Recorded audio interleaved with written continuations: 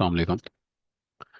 Last time last lecture में हमने ये देखा था कि कोई भी हमारे पास सिस्टम ऑफ लीनियर इक्वेशंस होती हैं, तो अगर वो दो वेरिएबल्स की हों या तीन वेरिएबल की हों, जितनी भी वेरिएबल्स की हों, तो उसके अंदर हमने तीन तरह के सॉल्यूशंस देखे थे।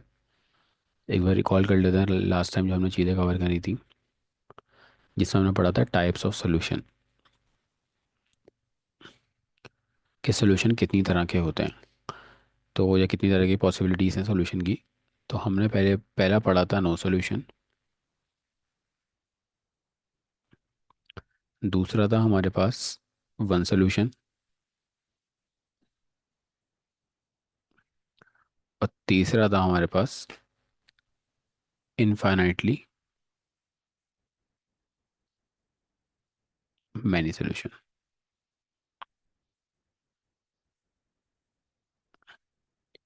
ये तीन चीज़ें हमने लास्ट क्लास में देखी थी। ठीक है। तो अभी हम सिर्फ ये बात कर रहे हैं कि अगर ऐसे सॉल्यूशंस होते हैं तो क्या होता है या क्या पॉसिबिलिटी होती है। अभी हम ये बात नहीं करेंगे को निकालना किस तरीके से, निकालने का तरीका हम बाद में देखेंगे कि कब नो सोल्यूशन कैसे निकलेगा, वन सोल्यूशन कैसे निकलेगा, या कब होगा, इन्फिनेटली मैनी सोल्यूशन कब होते हैं और कैसे होते हैं, किस तरह के सवालों में होते हैं, वो हम बाद में देखेंगे। अभी जो हम बात कर रहे हैं, सिर्फ हमने लास्ट क्लास में ये बात करी थी कि तीन सोल्यूशन है, नो सोल्यूशन, वन सोल्यूशन और infinitely many solution. No solution का मतलब आपसे रिपीट कर देता हूँ, ऐसे जहाँ पे हमारे पास कोई भी रिजल्ट ना आ रहा हो। फॉर एग्जाम्पल मैं आपको कोई क्वेश्चन दूँ, आप सॉल्व करें, तो एक्स और वाई का कुछ ना कुछ आंसर आ जाए, तो मतलब सोल्यूशन मिल गया। लेकिन अगर कोई ऐसी इक्वेशन हो जिसमें आंसर मिल ही नहीं रहा, तो वो कहलाता है नो सोल्यूशन। अच्छा, अगर एक ही आंसर मिल रहा है तो वन सोल्यूशन, और एक से ज़्यादा आंसर मिल रहे हैं, अब वो ज़्यादा बहुत सारे भी हो सकते हैं, मतलब इन्फिनेटली मैनी सोल्यूशंस हो सकते हैं। वो आगे देखेंगे जाके कि किस तरीके से हो सकता है, कहाँ हो सकता है। अच्छा, इन तीन चीज़ों की बेस पे हमारे पास एक चीज़ बनती है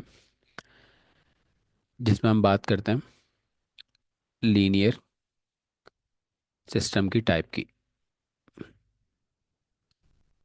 या इसको बोल सकते हैं टाइप ऑफ लीनियर सिस्टम। तो type of linear system in general बात कर रहा हूँ मैं सिर्फ, कि ओवरऑल जो बात कर रहा हूँ वो दो तरह के होते हैं।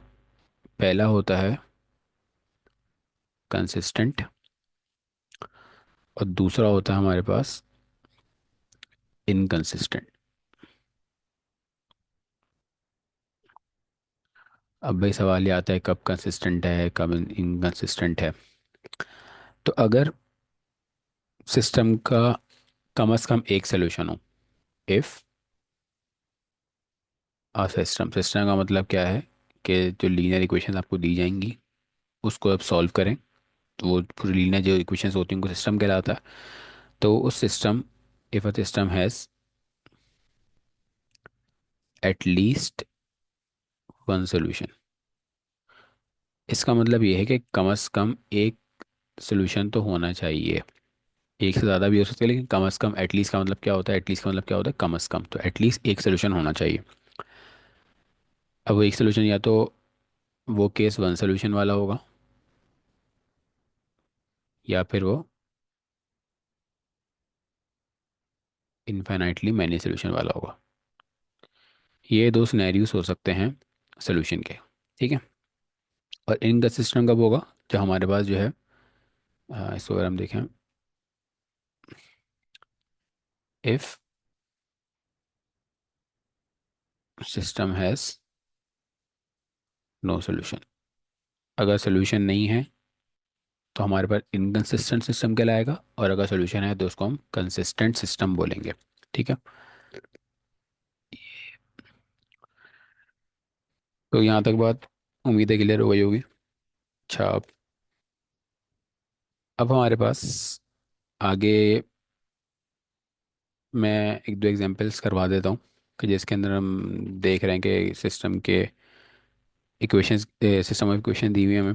तो उसमें हमारे पास मैनी सोल्यूशन अगर हैं तो किस तरह लिखे जाएंगे, वन सोल्यूशन है तो किस तरह लिखा जाएगा, नो सोल्यूशन है तो किस तरह लिखा जाएगा।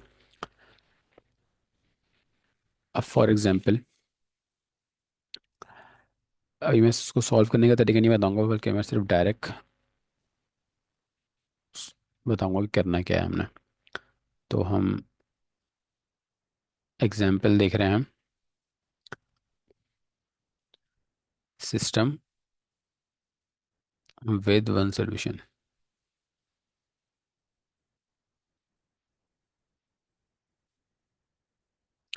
ऐसा इक्वेशन जिसमें सिर्फ एक सोल्यूशन हो, ठीक है। तो फॉर एग्जांपल सपोज कर लेते हैं हमारे पास दो इक्वेशंस हैं। वो दो इक्वेशन सपोज कर लेते हैं ऐसी हैं कि x minus y is equal to 1, और ये इक्वेशन है 2x plus y is equal to 6।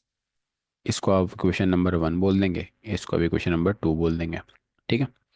तो ये आपके पास दो इक्वेशंस आ गई। अब इसको हम सॉल्व किस तरह कर सकते हैं? हम जो है इन दोनों इक्वेशन को अगर ऐड कर दें, मतलब इक्वेशन 1 प्लस इक्वेशन 2, इसको ऐड कर दें तो ऊपर वाली इक्वेशन प्लस नीचे वाली इक्वेशन, इनको ऐड करेंगे तो plus y minus y cancel, x plus x 3x, और 1 प्लस 6 7 हो जाएगा। तो यहाँ से x का आंसर हमारे पास क्या आ गया? 7/3। ये 3 यहाँ मल्टीप्लाई हमारे की डिवाइड हो गया, तो x का आंसर 7/3 आ गया। इस 7 को उठा के चाहें तो आप 1 में रख दें या 2 में रख दें, तो हम एक काम करते हैं, इसको 1 में रख देते हैं। तो put x is equal to 7/3 in equation number 1। तो इक्वेशन नंबर 1 हमारे पास क्या है? x minus y is equal to 1। तो x का हमारे पास क्या आ गया? 7/3 minus y is equal to 1। अब मुझे y की वैल्यू निकालनी है, तो y को अलग करना पड़ेगा। तो y को अलग किस तरह कर सकते हैं? 7/3 ऐसे ही छोड़ देता हूँ, ये प्लस 1 वहाँ के हो गया -1, और ये y उधर जाके क्या हो गया? प्लस का y। ये y उस साइड चला गया तो माइनस का y थे प्लस y हो गया, ये प्लस का 1 वहाँ के -1 हो गया। अच्छा, अब इसको जब हमने थोड़ा सिंप्लीफाई किया एलसीएम वगैरह लेके, तो एलसीएम अगर लेंगे तो एलसीएम इसका क्या आएगा हमारे पास? 3 आएगा, और ये 3 वहाँ जाके 1 से मल्टीप्लाई हो गया, 1 × 3 हो जाएगा। अच्छा, अगर किसी को एलसीएम नहीं आता लेना, तो इसको ज़रा देख लीजिएगा आप लोग अपने तौर पे कि एलसीएम किस तरह लिया जाता है, अगर किसी को इसमें कन्फ्यूजन हो कि भाई किस तरह फ्रैक्शन को सॉल्व करते हैं। क्योंकि अभी इतना हमारे पास सिलेबस बहुत बड़ा है, तो इतना टाइम नहीं है कि मैं बेसिक बेसिक चीज़ें भी बताऊँ सबको।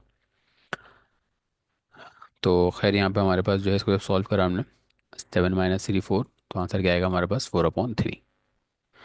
तो अब अगर आप देखें यहाँ पे कि x का भी एक आंसर आ गया और y का भी एक आंसर आ गया, तो हम क्या लिख सकते हैं? x comma y is equal to, x का आंसर पहले 7/3 और y का आंसर बाद में 4/3। तो ये हमारे पास इसका सोल्यूशन आ गया, और हमने देखा कि इसका एक ही आंसर, मतलब x और y का एक ही आंसर मिल रहा है हमें, एक से ज़्यादा आंसर नहीं मिल रहा। तो हम क्या बोल सकते हैं? System has only one solution, कि इस सिस्टम का सिर्फ एक सोल्यूशन है, ठीक है। तो एक एग्जांपल ये करा दी कि वन सोल्यूशन में क्या सिनेरियो होता है, कब वन सोल्यूशन होता है हमारे पास। नेक्स्ट हम देख लेते हैं कि अगर कोई सिस्टम हो इसमें सोल्यूशन हो ही ना। तो एग्जांपल,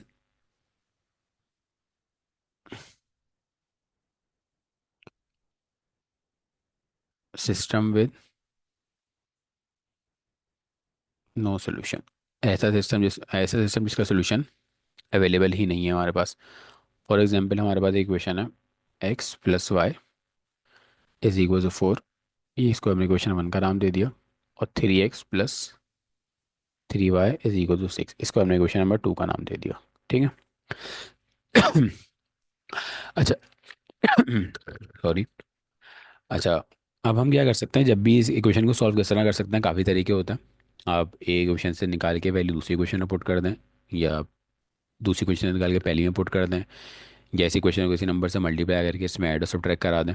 तो फॉर एग्जांपल मैं इसको मैं सॉल्व करने का तरीका ये करता हूँ, मैं इसको लिखता हूँ कि मल्टीप्लाई इक्वेशन 1/3, सॉरी 1/-3।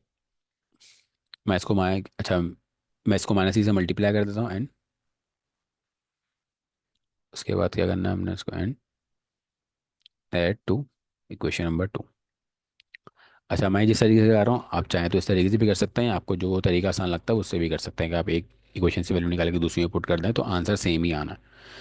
तो अब मैंने ये काम किया, मैंने इक्वेशन 1 को 3 से मल्टीप्लाई -3 से मल्टीप्लाई करा, तो क्या बन जाएगा? ये -3x -3y is equal to -3 × 4 क्या हो जाएगा? -12। और इसको हमने ऐड कराना है इक्वेशन 2 से, तो equation 2 3x plus 3y is equal to 6। हम देखें प्लस का 3 माइनस का 3 कैंसिल, प्लस का 3 माइनस का 3 कैंसिल, और -12 प्लस 6 क्या हो जाएगा? -6। तो 0 इज इक्वल टू -6। अब आपने यहाँ देखा वेरिएबल बचा ही नहीं, वेरिएबल यहाँ पे कुछ बचा ही नहीं। एक्स भी ख़त्म हो गया, वाई भी ख़त्म हो गया, और आंसर यहाँ वेरिएबल ही नहीं बच रहा। तो इस केस में अगर वेरिएबल नहीं बच रहा तो इसको हम बोलते हैं कि हमारे पास सोल्यूशन एग्जिस्ट नहीं करता। सोल्यूशन डज नॉट एग्जिस्ट, इस पर्टिकुलर केस में सोल्यूशन एग्जिस्ट नहीं करता। अच्छा, एक और तरीका भी हम सॉल्व कर रहे हैं। कैसे पता लगेगा ज़रूरी नहीं है बस सॉल्व करके आंसर हमें हो सकता है कुछ मतलब कोई बड़ी क्वेश्चन दे दी जाए हमें, तीन ही क्वेश्चन दे दी जाए, चार ही क्वेश्चन दे दी जाए, तो किस तरह पता लगेगा इसका सोल्यूशन है या नहीं है। तो आपने ये देखना है कि अगर हम इन दो इक्वेशन को देखें, अगर हम यहाँ कंपेयर करें, यहाँ पे एक्स है और यहाँ पे वाई है, और यहाँ पे 3x और 3y, मतलब यहाँ पे जो नंबर है वो कुछ नहीं मतलब 1 है, और यहाँ पे कुछ नहीं है वो नंबर क्या है 1 है। तो देखें एक्स पे यहाँ 1 था तो यहाँ पे एक्स के साथ क्या है 3, यहाँ पे 1 है यहाँ पे क्या है 3, मतलब सेम नंबर है। इन दोनों इक्वेशन में क्या है अगर मैं इन दोनों इक्वेशन को 3 से मल्टीप्लाई करता हूँ तो 3x plus 3y equals to 12 बनेगा, सिर्फ 3 से करा रहा हूँ तो सेम इक्वेशन बन गई, सिर्फ इसका फ़र्क है, कांस्टेंट का फ़र्क है। तो ये इस तरह की क्वेश्चंस कहलाती हैं आपस में पैरेलल लाइंस, क्या कहलाती हैं पैरेलल इक्वेशन, पैरेलल लाइन की क्वेश्चंस कहलाती हैं।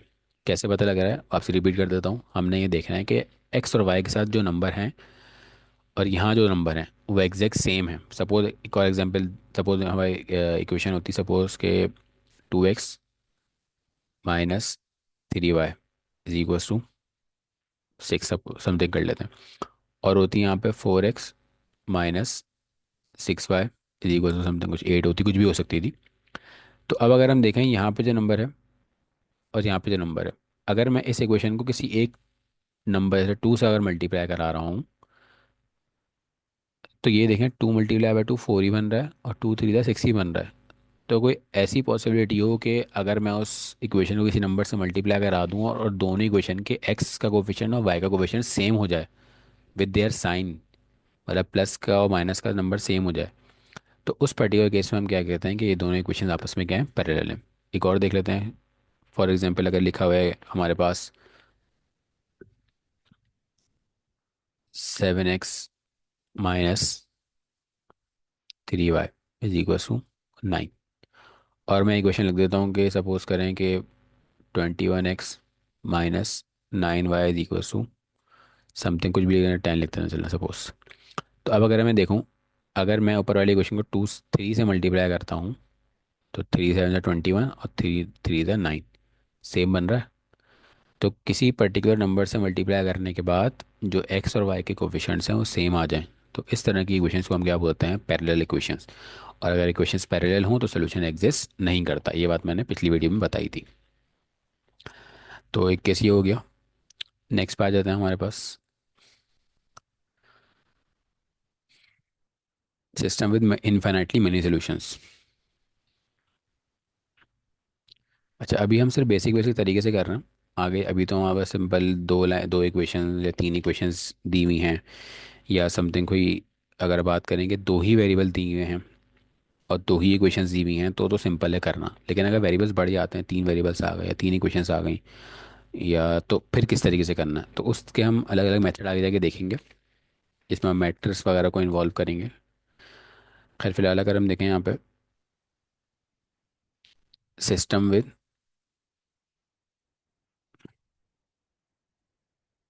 मैनी सॉल्यूशंस, ऐसा सिस्टम जिसमें सॉल्यूशंस बहुत सारे हों, या जिसको हम बोल सकते हैं क्या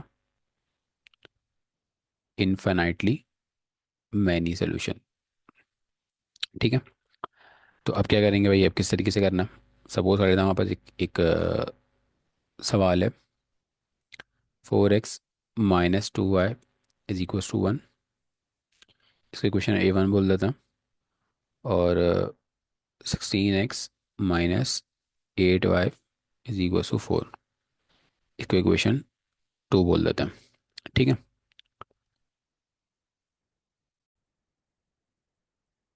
अब अगर हम देखें यहाँ पे इक्वेशन है 4x minus 2y is equal to 1, 16x minus 8y is equal to 4। अगर इसको हम सॉल्व करना चाहें तो मैं क्या करता हूँ, इस इक्वेशन को किसी नंबर से मल्टीप्लाई कर देता हूँ। सपोज मैं इसको मल्टीप्लाई कर देता हूँ,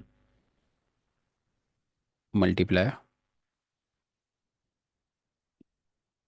1 बाय फोर मतलब इक्वेशन वन को हम क्या कर रहे हैं, फोर से मल्टीप्लाई कर रहे हैं, ठीक है। तो अगर मैं इसको फोर से मल्टीप्लाई कर दूं तो क्या बन जाएगी मेरे पास equation, four multiply four x minus two y is equals to four into one. तो इक्वेशन जो बन के आई हो गया sixteen x minus eight y is equal to four. और इसको मैं equation and subtract from two, और टू से सब्ट्रैक्ट भी कर दो तो टू वाली इक्वेशन भी नीचे लिख देते हैं। अब अगर हम देखें यहाँ पे सब्ट्रैक्ट करते हुए इसका साइन चेंज कर देते हैं, तो ये प्लस ये माइनस, तो ये भी कैंसिल, ये भी कैंसिल और ये भी कैंसिल हो गया, तो मतलब zero is equal to zero आ गया। तो अगर कुछ ऐसे कंडीशन बन रही है कि zero is equal to zero something आ रहा है, तो इस केस में हम क्या बोलेंगे उसको, इनफाइनाइटली मैनी सॉल्यूशंस। इसमें क्या हो सकते हैं, इन्फिनिटली मेनी सोल्यूशन हो सकते हैं। अगर ऊपर वाले केस में अगर हम देखें, यहाँ पे हमारे पास जीरो नहीं बच रहा था, इधर इधर कुछ ना कुछ नंबर आ रहा था। तो अगर नंबर आ रहा है तो सोल्यूशन एग्जिस्ट नहीं करता, लेकिन अगर नंबर नहीं आ रहा तो सोल्यूशन एग्जिस्ट करता है। अब ये कैसे पता लगेगा नंबर आ रहा है या नहीं आ रहा। हमने इन इक्वेशंस को अगर हम देखें, यहाँ पे फोर एक्स है और यहाँ पे सिक्सटीन एक्स है, तो मैं इस फोर को फोर से मल्टीप्लाई करके सिक्सटीन बना सकता हूँ, हाँ भी बना सकता हूँ। अच्छा, क्या मैं इस नंबर को फोर से मल्टीप्लाई करके ये बना सकता हूँ, तो मैं फोर को टू से मल्टीप्लाई करूँगा एडी बन जाएगा, हाँ ये एडी बन गया। यहाँ पे मैंने और यहाँ पे क्या फोर, जब मैं इसको फोर से मल्टीप्लाई करूँगा तो ये भी फोर आ जाएगा। तो ऊपर वाले केस के अंदर जब हम इसको नंबर से मल्टीप्लाई कर रहे थे तो ये जो बाहर वाला कांस्टेंट है इक्वल टू के बाद जो नंबर लिखा हुआ है वो सेम नहीं आ रहा था, लेकिन इस पर्टिकुलर केस में ये भी सेम आ गया। तो अगर पूरी की पूरी इक्वेशन को सॉल्व करने के बाद zero is equal to zero something कुछ आंसर आ रहा है, मतलब left hand side right hand side दोनों जीरो हो रही हैं, तो उस केस में हम क्या बोलते हैं इसको, इन्फिनिटली मेनी सॉल्यूशंस। अच्छा, ये तो पता लग गया इन्फिनिटली मेनी सॉल्यूशंस है। अब उनको भाई लिखें ये किस तरीके से, वो देख लेते हैं।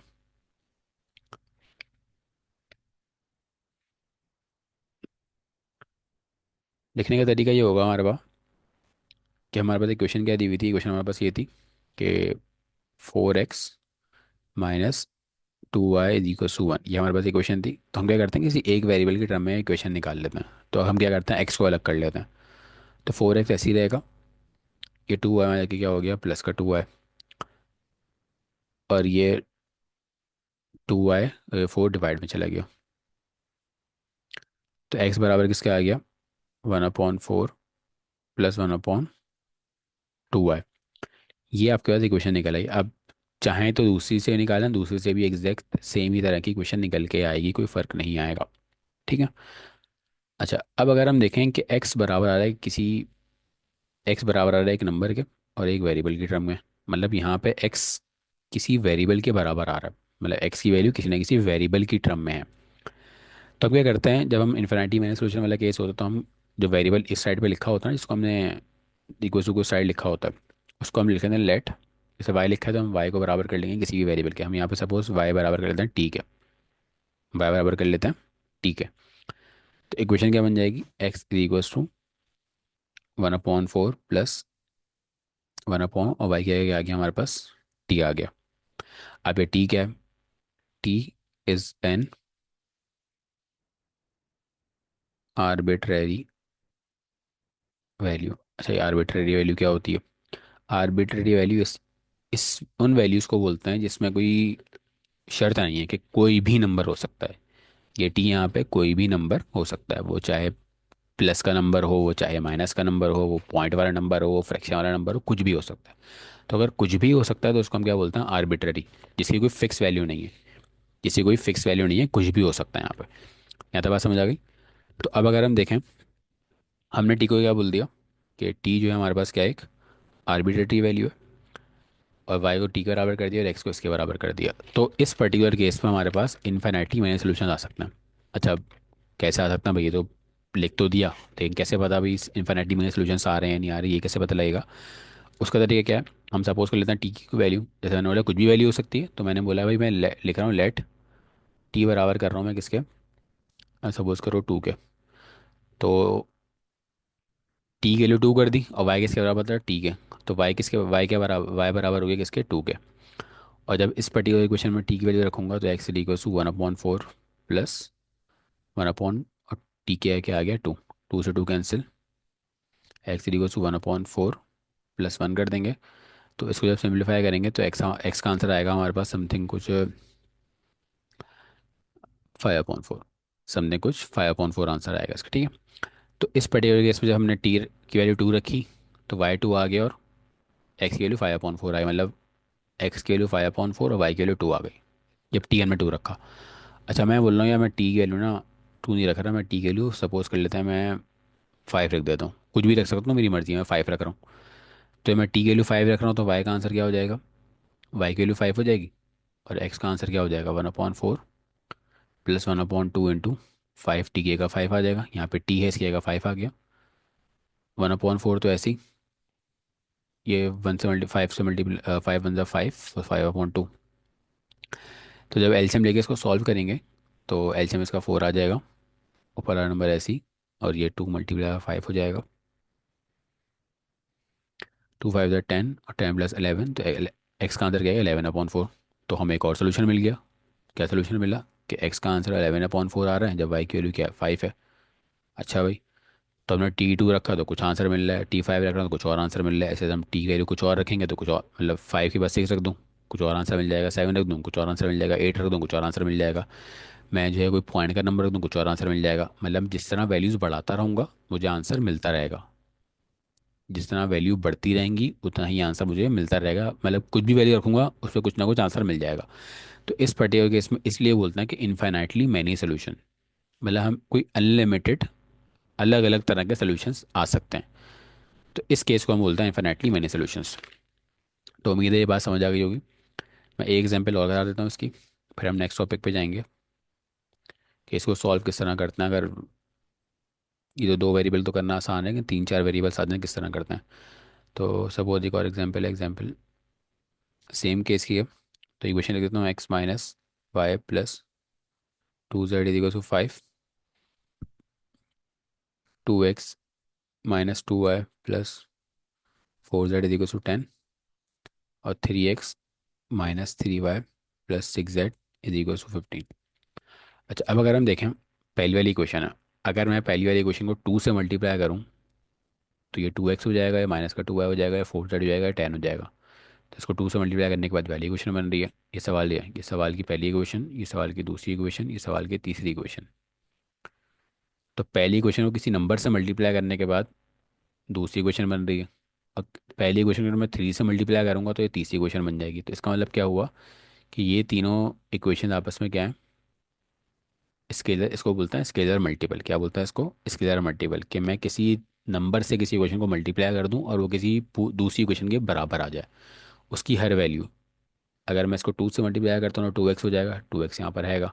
इसको 2 से मल्टीप्लाई करता हूँ 2y हो जाएगा, 2y यहाँ पर रहेगा। इसको 2 से मल्टीप्लाई करूँ 4z हो जाएगा, 4z यहाँ पर आएगा। इसको 2 से मल्टीप्लाई कर दूँ 10 हो जाएगा, 10 भी यहाँ पर आएगा। और इसी क्वेश्चन को 3 से मल्टीप्लाई करूँगा तो नीचे वाली आ जाएगी। तो इस समय क्या पता लगा कि इस पर्टिकुलर केस के अंदर हमारे पास इन्फिनिटी मैनी सॉल्यूशंस हो सकते हैं। तो अब क्या करें भाई, अब तरीका क्या है, आपने जो है किसी एक इक्वेशन को उठा के उसको अरेंज कर लेना। तो हम पहली वैल्यू उठा लेते हैं। तो अगर हम पहली वाली इक्वेशन, पहली वाली थोड़ी आसान है, नंबर नंबर नहीं है उसके साथ, तो पहली वाली से वैल्यू निकालना आसान होगी, तो हम पहली वाली लिख लेते हैं। तो पहली वाली इक्वेशन क्या लिखी है हमने, x minus y plus 2z is equal to 5, ये इक्वेशन आ गई। अब आपने करना ये है कि आपने एक्स को या वाई को या जेड को, आपकी मर्जी है, आपने जिसकी वैल्यू निकालनी है, हम एक्स की निकाल लेते हैं। एक्स की निकालने का मतलब है एक्स को अकेला कर दो। तो एक्स को अकेला करने के लिए क्या करना पड़ेगा, इस माइनस वाई को इधर लेके जाएंगे तो प्लस का वाई, और प्लस 2z को इधर लेके जाएंगे तो माइनस का 2z हो गया। यहाँ तो बात क्लियर है।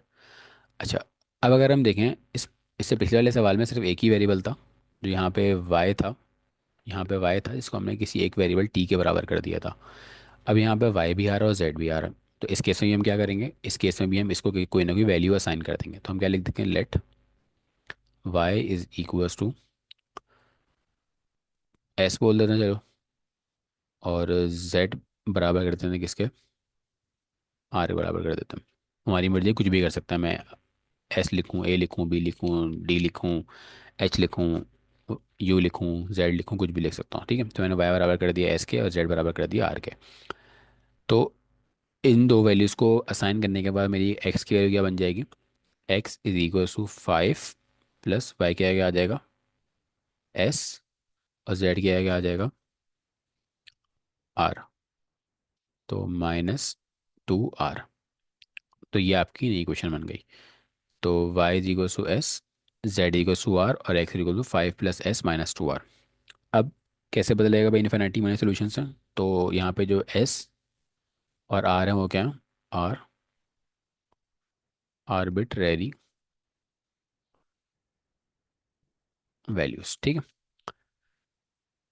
अब सपोज कर लेते हैं, हम ले लेते हैं लेट r की वैल्यू, हम जो है वो, बल्कि हमारी मर्जी कोई वैल्यू पुट कर सकते हैं। तो हम क्या करते हैं, हम ले लेते हैं कि भाई आपका अल्लाह भला करे, s बराबर है 1 के और r बराबर है 2 के। तो इक्वेशन क्या बन जाएगी? s बराबर है 1 है तो y किसके बराबर था? s के, तो y किसके बराबर आ गया? 1 के बराबर आ गया। और z किसके बराबर आ गया? 2 के बराबर आ गया। और इस s और 2 की वैल्यू जब इस इक्वेशन में पुट करूंगा तो क्या बनेगी?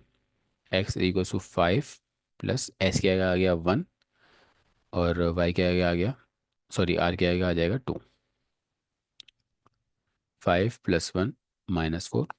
तो इसको अगर हम सॉल्व करें तो x का आंसर क्या आएगा? 2। तो इस पर्टिकुलर में x का आंसर आ गया 2, जब y क्या था?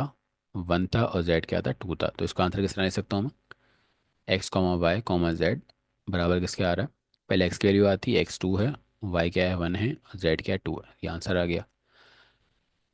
अब अगर मैं चाहूँ तो s और r की कुछ और वैल्यू रख दूँ, मैं यहाँ पे 3 और 4 रख दूँ तो कुछ और आंसर आएगा। मैं 5 और 6 रख दूँ, कुछ और आंसर आएगा। मैं -1 और यहाँ पे r की वैल्यू 10 रख दूँ, कुछ और आंसर आएगा। कुछ भी वैल्यू रख सकता हूँ और कुछ ना कुछ आंसर मिलता रहेगा मुझे।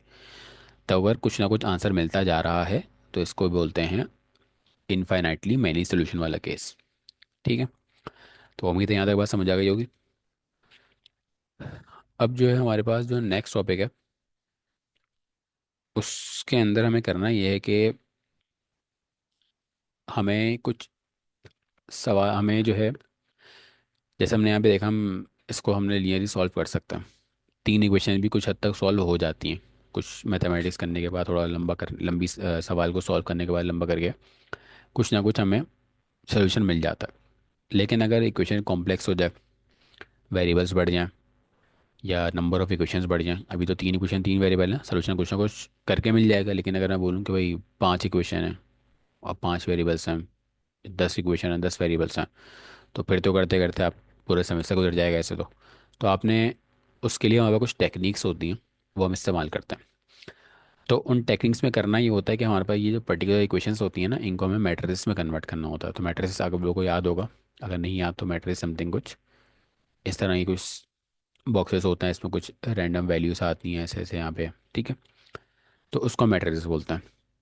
तो इनको किस तरह सॉल्व करना है उससे पहले मैं तो कुछ इंट्रोडक्शन दे दूँ मैट्रिक्स के, मैट्रिक्स कितनी टाइप के होते हैं, और उन मैट्रिक्स के अंदर क्या क्या होता है, और किस मैट्रिक्स का नाम क्या होता है, ताकि आगे जाके हम इसको हम सॉल्व कर रहे हो तो हमें मसला ना हो कि भाई किस तरह सॉल्व करना है, क्या इसका किस तरह आंसर लिखना है, क्या क्या करना है, ठीक है। तो यहाँ पे,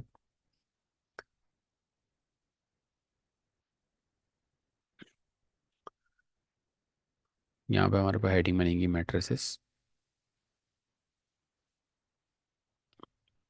टाइप ऑफ,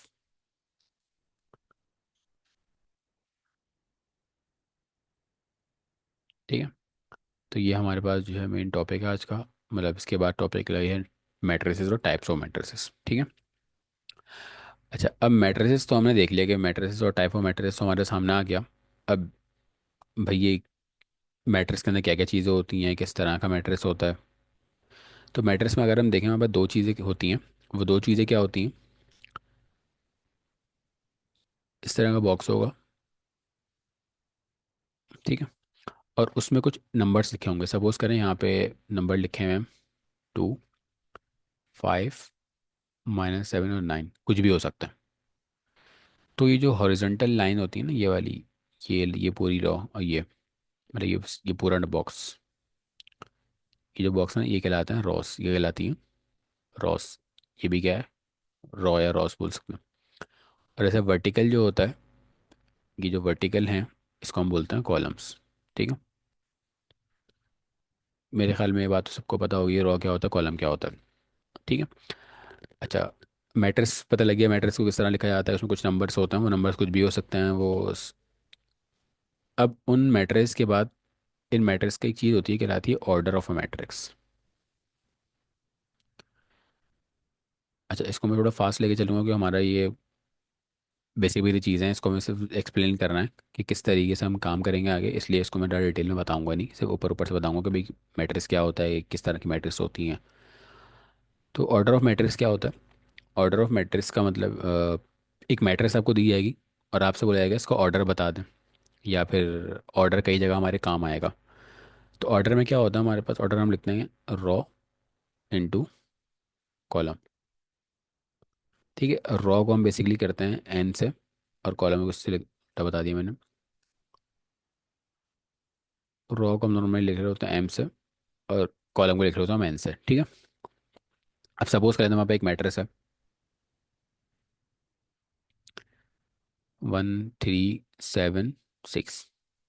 तो इसमें कितनी रॉस हैं? पहली रो, दूसरी रो, तो इसका ऑर्डर क्या हो जाएगा? 2 बाय, और एक कॉलम दो कॉलम तो 2 बाय 2। मतलब दो रॉस और दो कॉलम का मैट्रिक्स है, तो इसका ऑर्डर क्या हो जाएगा? 2 बाय 2। अच्छे, मल्टीप्लाई नहीं करना इसका, सिर्फ 2 बाय 2 ऐसे लिखना है। सपोज एक और मैट्रिक्स है 1 3 7 9 4 10 -4 7 और 6। अगर हम देखें, एक दो तीन, तीन रॉस हो गई, और एक दो और तीन, तीन कॉलम होगा, तो 3 बाय 3 का मैट्रिक्स हो गया। तो कुछ भी हो सकता है। एक और मैट्रिक्स बना देते हैं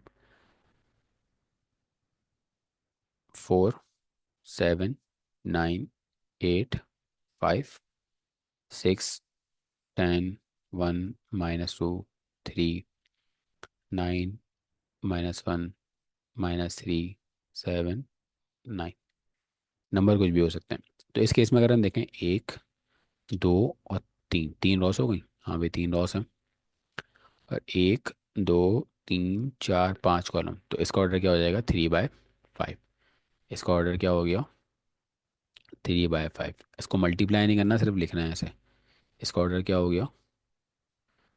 3 बाय 3। और इसका ऑर्डर क्या हो गया? 2 बाय 2। ठीक है।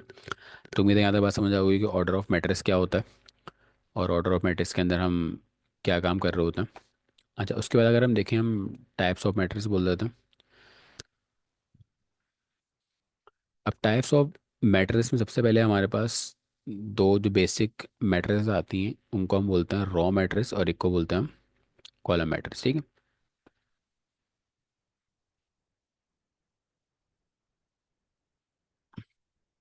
रॉ मैट्रिक्स या मैट्रिक्स बोल देते हैं इसको, और एक होती है कॉलम मैट्रिक्स। अब भाई क्या फ़र्क है इनका? ऐसी मैट्रिक्स जिसमें सिर्फ एक रॉ हो, जिसमें क्या हो? सिर्फ एक रॉ, मतलब कॉलम कितनी, सपोज एक मैट्रिक्स है, इसको मैं लिख दिया 5 7 9 3। तो इसमें कितनी रॉस हैं? एक ही रॉ है। और कॉलम कितने भी हो, हमें मसला नहीं है, हमें सिर्फ रॉ की बात कर रहे हैं। तो ऐसी मैट्रिक्स जिसमें सिर्फ एक रॉ हो, जिसका ऑर्डर क्या हो? 1 बाय समथिंग कुछ हो, इसका ऑर्डर 1 बाय 4 है। तो ऐसी मैट्रिक्स जिसमें सिर्फ एक ही रॉ हो, वो कहलाती है रॉ मैट्रिक्स। और कॉलम मैट्रिक्स क्या होती है? इसमें एक ही कॉलम है। सपोज मैंने लिख दिया 5 4 10, ऐसी मैट्रिक्स बना दी। अब इसमें एक दो तीन रॉ तो तीन है, लेकिन कॉलम कितना है? एक ही है। अब एक को कॉलम है ही नहीं, तो इसका ऑर्डर क्या हो जाएगा? 3 बाय 1। तो ऐसी मैट्रिक्स जिसके एक ही कॉलम हो, वो कहलाती है हमारे पास कॉलम मैट्रिक्स। ऐसी मैट्रिक्स जिसमें एक रॉ हो, वो रॉ मैट्रिक्स। ऐसी मैट्रिक्स जिसमें एक कॉलम हो, कॉलम मैट्रिक्स। ठीक है। आगे अगर हम देखें, तो हमारे पास जो है वो, अच्छा, इन दोनों में एक स्पेशल केस भी बोल सकते हैं, कि एक ऐसी मैट्रिक्स भी हो सकती है जिसमें एक ही रॉ और एक ही कॉलम हो। सपोज एक मैट्रिक्स है, उसमें ऐसे लिखा हुआ है 1, इसका ऑर्डर 1 बाय 1। क्यों? कि एक ही रॉ और एक ही कॉलम है। तो और इसमें भी हो सकती है, इसको मैं ऐसे लिख दूँ कॉलम वाले में, कि भाई एक ही रॉ ही एक ही कॉलम है। तो ये जो है हमारे पास रॉ और कॉलम मैट्रिक्स दोनों कहलाएगी। ये भी हमारे पास रॉ और कॉलम मैट्रिक्स दोनों कहलाएगी, क्योंकि एक ही कॉलम है, एक ही कॉलम है और एक ही रॉ है। तो रॉ मैट्रिक्स और कॉलम मैट्रिक्स की शर्त होना यह है कि रॉ मैट्रिक्स है तो एक ही रॉ होनी चाहिए, और कॉलम मैट्रिक्स है तो एक ही कॉलम होना चाहिए। रॉ मैट्रिक्स के लिए ये शर्त नहीं है कि कॉलम कितने हैं, और ना कॉलम मैट्रिक्स के लिए ये शर्त है कि रॉस कितनी है। ठीक है। नेक्स्ट हमारे पास जो आती है, वो आती है स्क्वायर मैट्रिक्स। ठीक है। अच्छा, अब स्क्वायर मैट्रिक्स क्या होती है?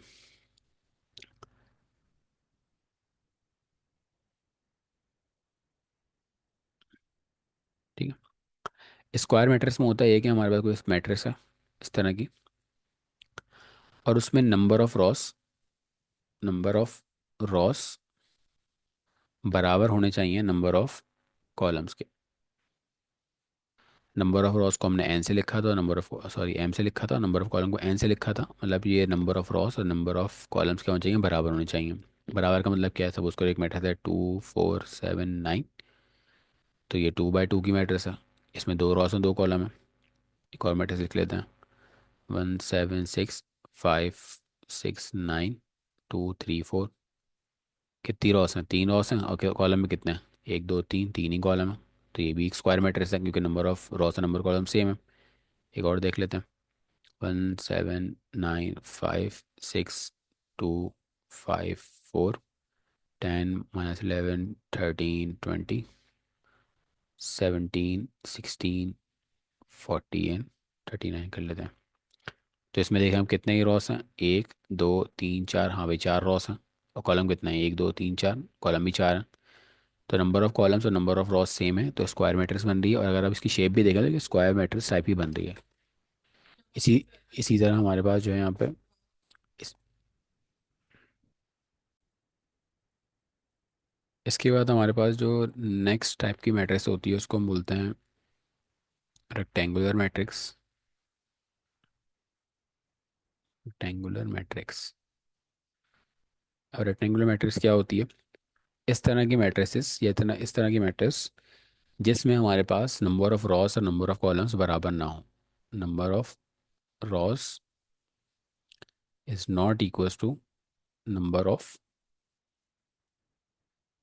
कॉलम्स। ठीक है। फॉर एग्जांपल, एक मैट्रिक्स है 2 3 4 5 6 7। इसमें अगर हम देखें नंबर ऑफ रॉस कितनी है? दो हैं। और नंबर ऑफ कॉलम्स कितना है? 1 2 3। तो number of Ross number of columns के बराबर नहीं है।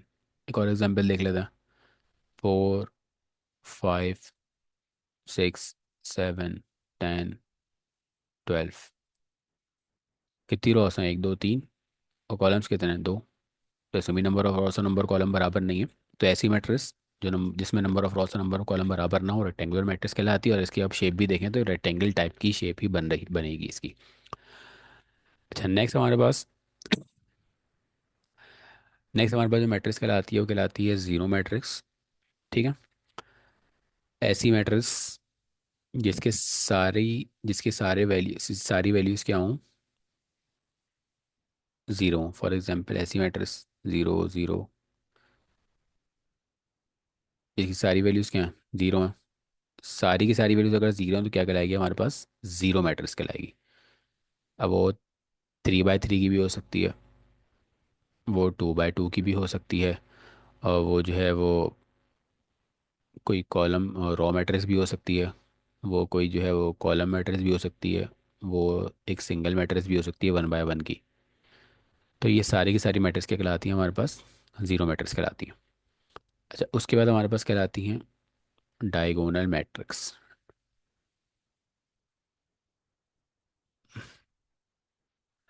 डायगोनल मैट्रिक्स हमारे पास क्या होती हैं? अच्छा, डायगोनल क्या होता है? डायगोनल समझ लें। हमारे पास कोई भी अगर मैट्रिक्स है ना, अच्छा वो इस तरह की मैट्रिक्स है, मैं लिख लेता हूँ यहाँ पे 2 3 4 5 6 7 8 9 10, कुछ भी नंबर हो सकता है। तो ये वाले एलिमेंट्स होते हैं ना, ये जो एलिमेंट्स हैं, ये कहलाता है डायगोनल। क्या कहलाता है? डायगोनल। अगर मैं बोलूँ कि ये स्क्वायर की बात करूँ, एक स्क्वायर है, तो ये जो लाइन होती है ना, जो इन दो पॉइंट को टच करती है, इन दो पॉइंट को कट करती है, ये कहलाता है डायगोनल। ये भी डायगोनल कहलाता है, और एक ये भी डायगोनल कहलाता है। ये कहलाता है मेन डायगोनल, और ये कहलाता है सेकेंडरी डायगोनल, या इसको प्राइमरी डायगोनल बोलते हैं, इसको सेकेंडरी डायगोनल बोलते हैं। तो ये वाली जो डायगोनल होता है ना, ये बेसिकली रेक्टेंगल में भी होता है। रेक्टेंगल है सपोज ऐसे बना हुआ है, तो ये जो लाइन होगी ये कहलाएगी जो इन दो पॉइंट को कट करेगी या टच करेगी, ये वाले पॉइंट को और ये वाले पॉइंट को, स्ट्रेट लाइन, तो वो कहलाती है हमारे पास डायगोनल कहलाता है। तो ऐसे एलिमेंट्स जो सिर्फ इस तरह के हों वो कहलाते हैं हमारे पास डायगोनल। अच्छा, डायगोनल तो पता लग गया डायगोनल क्या होता है। डायगोनल मैट्रिक्स क्या होती है वो देख लेते हैं। ऐसी मैट्रिक्स ऐसी मैट्रिक्स जिसमें सिर्फ और सिर्फ डायगोनल में कुछ एलिमेंट्स हो। फॉर एग्जांपल, यहाँ एलिमेंट आ गया 1, 3 और 4। बाकी जो एलिमेंट्स हैं वो आगे पीछे ऊपर नीचे सब क्या हों, ज़ीरो हों। सिर्फ और सिर्फ डायगोनल में एलिमेंट हो, ये डायगोनल में एलिमेंट हो, तो इस तरह की मैट्रिक्स कहलाती है डायगोनल मैट्रिक्स। ऊपर नीचे सब क्या हों, ज़ीरो हों। फॉर एग्जांपल मैं 2 बाई 2 की अगर बनाऊँ, 2, 0, 4, 0, दो एलिमेंट्स हैं, सिर्फ डायगोनल में हैं, और ऊपर नीचे सब क्या है, ज़ीरो, तो डायगोनल मैट्रिक्स कहलाएगी। एक और देख लेते हैं। फॉर एग्जांपल हमारे पास कोई मैट्रिक्स है,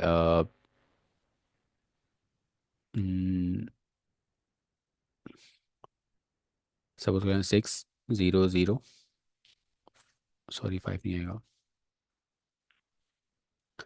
यहाँ भी ज़ीरो, यहाँ भी ज़ीरो, सब बोलते हैं यहाँ भी ज़ीरो, यहाँ भी ज़ीरो, यहाँ भी ज़ीरो, लेकिन यहाँ पे कोई एलिमेंट आ गया 1। तो डायगोनल में तो एलिमेंट है ना कुछ, बाकी सब जगह ऊपर नीचे ज़ीरो है, ये वाला इस जगह इधर कुछ एलिमेंट होने चाहिए इधर। इन तीनों में कहीं भी एक एलिमेंट नज़र आ गया हमें, इसका मतलब वो डायगोनल मैट्रिक्स है, अगर ऊपर नीचे सारे एलिमेंट्स क्या हैं, ज़ीरो हैं। बात यहाँ तक बात क्लियर होगी उम्मीद है। अच्छा, उसके बाद हमारे पास होती है, वो होती है स्केलर मैट्रिक्स। अच्छा, स्केलर मैट्रिक्स क्या होती है? अगर तो ये डायगोनल मैट्रिक्स से रिलेटेड ही है, कि पहली बात तो है स्केलर मैट्रिक्स ऐसी मैट्रिक्स जो डायगोनल हो। तो डायगोनल मैट्रिक्स इस तरह की होती है, इसमें नीचे और ऊपर नीचे एलिमेंट्स होते हैं। तो सपोज कर लेते हैं बाकी सारे एलिमेंट्स क्या हैं, वो ज़ीरो हैं। डायगोनल में क्या एलिमेंट्स हो, अगर डायगोनल में सारे के सारे एलिमेंट्स क्या हैं, सेम है, डायगोनल में सारे के सारे एलिमेंट्स क्या हैं, सेम है, तो कहलाती है स्केलर मैट्रिक्स। एक और एग्जांपल देख लेते हैं। 3, 0, 0, 0, 3, 0, 0, 0, 3, सारे एलिमेंट सेम है, डायगोनल होंगे। एक और देख लेते हैं, 4 बाई 4 की देख लेते हैं। 1/2, 0, 0, 0, 0, 1/2, 0, 0, 0, 0, 1/2, 0, 0, 0, 0 और 1/2। ये डायगोनल है, हमारा ये डायगोनल है, और सारे के सारे एलिमेंट्स क्या हैं, जीरो हैं। तो इसका मतलब सारे के सारे एलिमेंट्स क्या हैं, कोई एक सिंगल एलिमेंट है, 1/2, 1/2, 1/2 चल रहा है, तो इसका मतलब क्या है, ये डायगोनल में एलिमेंट है और सारे के सारे एलिमेंट्स सेम है। तो इस तरह की मैट्रिक्स क्या बोलते हैं, स्केलर मैट्रिक्स, ठीक है। उसके बाद हमारे पास है यूनिट मैट्रिक्स।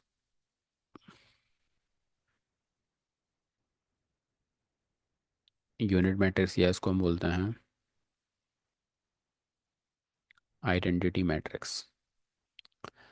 आइडेंटिटी मैट्रिक्स ये बेसिकली एक तरह की डायगोनल मैट्रिक्स ये होती है, बस उसमें फ़र्क ये होता है कि जो एलिमेंट्स होता है वो सारे के सारे वन होता है डायगोनल में। ऐसी मैट्रिक्स जिसके डायगोनल में सारे के सारे एलिमेंट क्या हो, वन हो।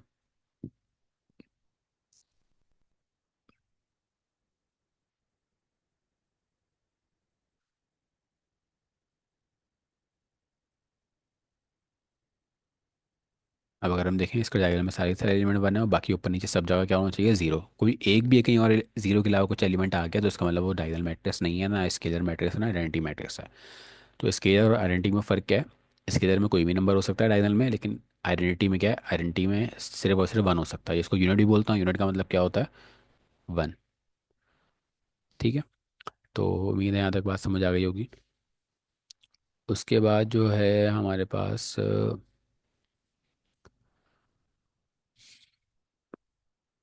एक मैट्रिक्स और होती है जिसको हम बोलते हैं अपर ट्रायंगुलर मैट्रिक्स और लोअर ट्रायंगुलर मैट्रिक्स। ठीक है, अब अपर ट्रायंगुलर मैट्रिक्स और लोअर ट्रायंगुलर मैट्रिक्स क्या होती है? अपर ट्रायंगुलर मैट्रिक्स और लोअर ट्रायंगुलर। अच्छा, मैं इसको बहुत डिटेल में नहीं करा रहा, मैं सिर्फ ऊपर ऊपर से समझा रहा हूँ, क्योंकि ये बेसिकली एक तो फर्स्ट ईयर 9 मैट्रिक की चीज़ है। तो इसको मैं सिर्फ बेसिक बेसिक बता रहा हूँ जितना हमारे पे काम है आगे। अपर ट्रायंगुलर मैट्रिक्स क्या है? अपर ट्रायंगल में अगर देखेंगे, अब अगर हम इस वर्ड पे ध्यान दें, इसका मतलब क्या है? अपर का मतलब क्या होता है? ऊपर वाले, मतलब स्पेलिंग थोड़ी गलत दी मैंने। अपर ट्रायंगुलर मैट्रिक्स, तो ऐसी मैट्रिक्स जिसमें सिर्फ और सिर्फ ऊपर एलिमेंट्स हो, नीचे सारे क्या हो, जीरो। इसका मतलब क्या है? फॉर एग्जाम्पल ऐसी की मैट्रिक्स लिखी हुई है 3, 2, 3, 4 और समथिंग जो है यहाँ पे सिक्स कर लेते हैं चलो, यहाँ वन कर लेते हैं। और हमारे पास जो है बाकी जो एलिमेंट्स हैं वो क्या हैं, सारे के सारे ऐसे ज़ीरो। तो इस तरह की मैट्रिक्स, इस तरह की मैट्रिक्स जिसमें हमारे पास क्या हो, अगर हम इसको मैं ऐसे समझाऊँ, तो अगर देखें ये एक ट्रायंगल बन रहा है, बन रहा है, और नीचे कुछ एलिमेंट्स बचे हुए हैं ये नीचे वाले, और वैल्यूज़ क्या हैं, सिर्फ और सिर्फ ऊपर इस ट्रायंगल में, ऊपर वाले ट्रायंगल्स में वैल्यूज़ हैं। तो ये कहलाएगी हमारे पास अपर ट्रायंगुलर मैट्रिक्स। एक और एग्जांपल देख लेते हैं इसकी। इसको हम जो है वो 2 बाई 2 में देख लेते हैं अगर, तो 1 2 0 और 9 कर लेते हैं चलो। तो इस मैट्रिक्स में अगर हम देखें, जो ट्रायंगल बन रहा है ऊपर की तरफ, और नीचे कुछ, नीचे बाकी जो बच रहा है वो सारा का सारा ज़ीरो है, तो ये अपर ट्रायंगुलर मैट्रिक्स है। एक और देख लेते हैं, सपोज 1 3 5 6, और उसके बाद जो है हमारे पास सपोज कर लेते हैं 0 4 9 8 0 0, और यहाँ भी 0 0 कर देते हैं, यहाँ भी 0 0, और समथिंग 1 और 7 कर देते हैं। तो अगर हम देखें यहाँ पे भी एक कोई समथिंग इस तरह का ट्रायंगल बन रहा है, तो ये भी क्या कहलाएगी हमारे पास अपर ट्रायंगुलर मैट्रिक्स कहलाएगी, ठीक है।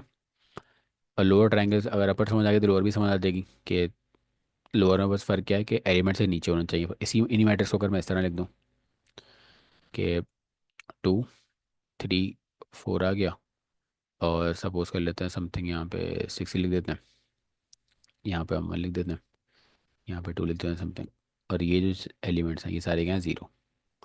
तो ये ट्रायंगल बन रही है, नीचे की तरफ बन रहा है ट्रायंगल, ऊपर वाले में सारे 0 हैं। तो इस तरह की मैट्रिक्स को क्या बोलते हैं, लोअर ट्रायंगुलर मैट्रिक्स। तो ऐसी मैट्रिक्स जिसमें नीचे के सारे एलिमेंट 0 हों और एक ट्रायंगल टाइप शेप बन रही हो, तो एलिमेंट वो कहलाती है अपर ट्रायंगुलर मैट्रिक्स। और नीचे के में नीचे सारे एलिमेंट हो और ऊपर सब जगह 0 0 नज़र आ रहा हो, उसको बोलते हैं हम लोअर ट्रायंगुलर मैट्रिक्स, ठीक है। तो ये हो गया हमारे पास। अच्छा, इसके आगे बस दो चीज़ और रह गई। एक रह गया हमारे पास transpose, transpose of a matrix. ये हमारा बहुत आगे यूज़ होगा ट्रांसपोज ऑफ अ मैट्रिक्स का, कि ट्रांसपोज क्या होता है, क्यों लेते हैं, किस तरह लिखते हैं। तो सपोज कर लेते हैं एक मैट्रिक्स है, इसका नाम ए है। मैट्रिक्स का कुछ भी नाम हो सकता है, आप अपना नाम रख दें, मैट्रिक्स का नाम कोई मसला नहीं है।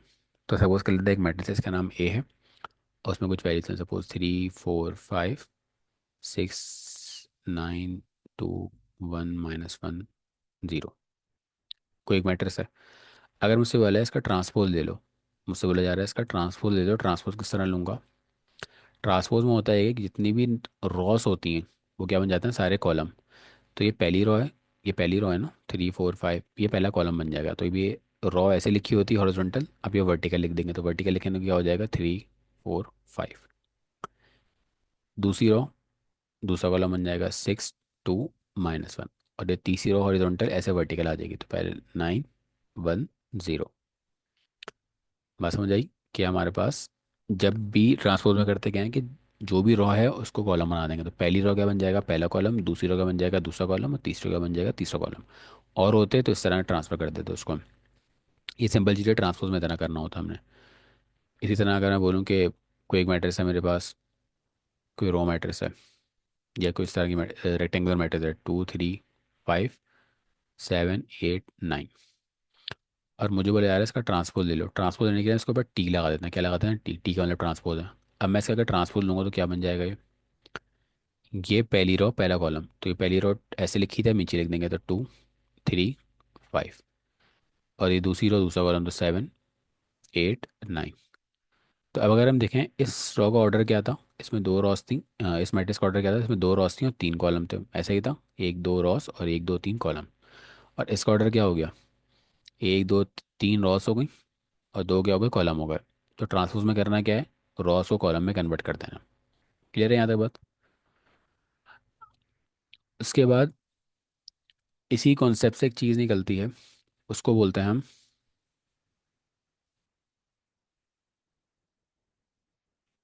सिमेट्रिक मैट्रिक्स और एक होती है एंटी सिमेट्रिक।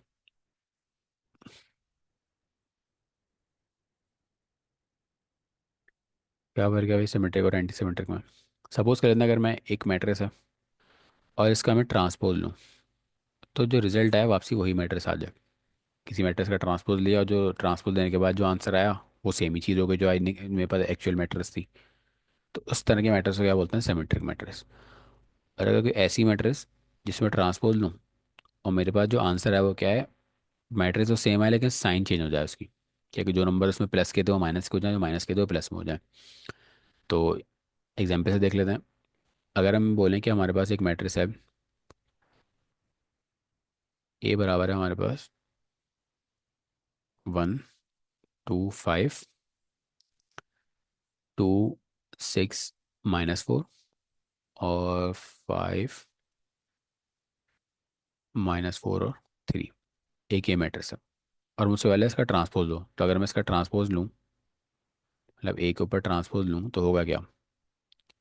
ये जो पहली रो है पहला कॉलम बन जाएगी। तो 1 2 5 ऐसे लिखा हुआ है, ऐसे वर्टिकल लिख दूंगा तो 1, फिर 2 और फिर ये वाला 5।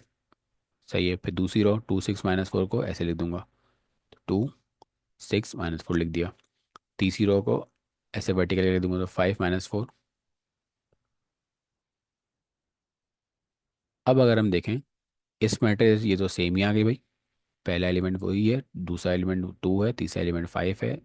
ये 2 है, ये 6 है, ये -4 है। यही 5 है, यही -4 है, यही 3 है। कोई चेंज ही नहीं आया मैट्रिक्स में, ट्रांसपोज देने के बाद ही सेम रहा। ऊपर देखेंगे मैंने ट्रांसपोज लिया था तो सारे एलिमेंट आगे पीछे हो गए थे। पहले 3 यहाँ पे था, 3 यहाँ पे था। यहाँ पे पहले 4 था, अब 6 आ गया था। यहाँ 5 था, अब 9 आ गया था। इसी तरह इसमें भी ऐसा हुआ था, कोई वैल्यू सेम नहीं आई। लेकिन इसमें देखें जो वैल्यूज़ जहाँ पे थी वहीं रही ट्रांसपोज देने के बाद। तो इस तरह की मैट्रिक्स को हम क्या बोलते हैं? सिमेट्रिक मैट्रिक्स बोलते हैं। ठीक है। और इसी तरह अगर वहाँ पे एक और मैट्रिक्स है, सपोज कर लेते हैं एक ए मैट्रिक्स है, उसमें एलिमेंट्स है हमारे पास 0 2 -6 -2 0 5 6 -5 और 0। सपोज कर लेते हैं ऐसी कोई मैट्रिक्स है और मुझे बोले यार इसका ट्रांसपोज ले लो। तो अगर मैं इसका ट्रांसपोज लूँ तो ये पहली रो पहला कॉलम बन जाएगा, तो 0 2 -6 ऐसे आ जाएगा। तो 0 2 -6 ऐसे आ गया। -2 0 5 -2 0 5 और तीसरी रो 6 -5 0 ऐसे आ गया। तो हमने क्या देखा, हमने जब रॉ को पहली रॉ को पहले कॉलम में चेंज कर दिया, दूसरी रॉ को दूसरे में चेंज कर दिया, तीसरे को तीसरे में चेंज कर दिया, तो जितनी भी रॉस थी सारे कॉलम में चेंज हो गई। लेकिन अगर हमें खास बात देखें इधर, जीरो तो जीरो, जीरो के तो कोई साइन होती नहीं प्लस माइनस की, तो उसको छोड़ देते हैं। यहाँ पे 2 था, यहाँ -2 हो गया। यहाँ -6 था, यहाँ +6 हो गया। यहाँ -2 था, यहाँ +2 हो गया। यहाँ 0 था, 0 छोड़ देते हैं। यहाँ +5 था, यहाँ -5 हो गया। यहाँ +6 था, यहाँ -6 हो गया। यहाँ -5 था, यहाँ +5 हो गया। तो हमने ये देखा कि हमारे जितने भी एलिमेंट्स हैं सबके साइन चेंज हो गए। सबके साइन चेंज हो गए। अगर मैं साइन कॉमन निकालूँ यहाँ से, तो इस मैट्रिक्स को मैं ऐसे भी तो लिख सकता हूँ। जीरो साइन का जीरो ऐसे ही जाएगा। जब मैं साइन कॉमन निकाला, -2 +2 हो गया, +6 -6 हो गया।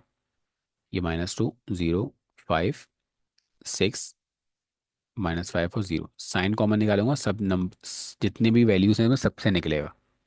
तो जो नंबर प्लस के थे वो माइनस के, और माइनस के वो प्लस के। तो अब अगर हम देखें यही जो मैट्रिक्स थी जो हमने जिसका ट्रांसपोज लिया था, इस मैट्रिक्स को देखें और इसको देखें, सारे एलिमेंट सेम ही है ना भाई। साइन भी सेम है, सब जगह सेम है। तो मैं वापसी इसको माइनस के बजाय इसको, इस मैट्रिक्स के बजाय मैं ए लिख देता हूँ। तो हमने क्या देखा, जब हमने एक पर्टिकुलर मैट्रिक्स का ट्रांसपोज लिया तो जो आंसर आया वो वही मैट्रिक्स आई, बस में फ़र्क क्या था, वो नेगेटिव में थी। मतलब उसके साइन क्या थे, सब एलिमेंट्स के चेंज थे। तो ऐसी मैट्रिक्स जिसका हम ट्रांसपोज लें और जो आंस मैट्रिक्स सेम आए लेकिन फ़र्क क्या हो, उसमें नेगेटिव का इजाफा, मतलब जो उसके प्लस के एलिमेंट थे वो माइनस के हो जाए, जो माइनस के एलिमेंट थे वो प्लस के हो जाए। तो ऐसी मैट्रिक्स को हम क्या बोलते हैं? Anti symmetric matrix. और ऐसी मैट्रिक्स जिसका ट्रांसपोज लेने के बाद एग्जैक्ट सेम ही चीज़ आ जाए उसको हम बोलते हैं सिमेट्रिक मैट्रिक्स। ठीक है। तो फिलहाल अभी यहीं तक रखते हैं। नेक्स्ट क्लास में जो है इसको आगे देख लेंगे थोड़ा सा कि किस तरह मैट्रिक्स को सॉल्व किया जाता है और क्या होता है। ठीक है। अल्लाह हाफिज़।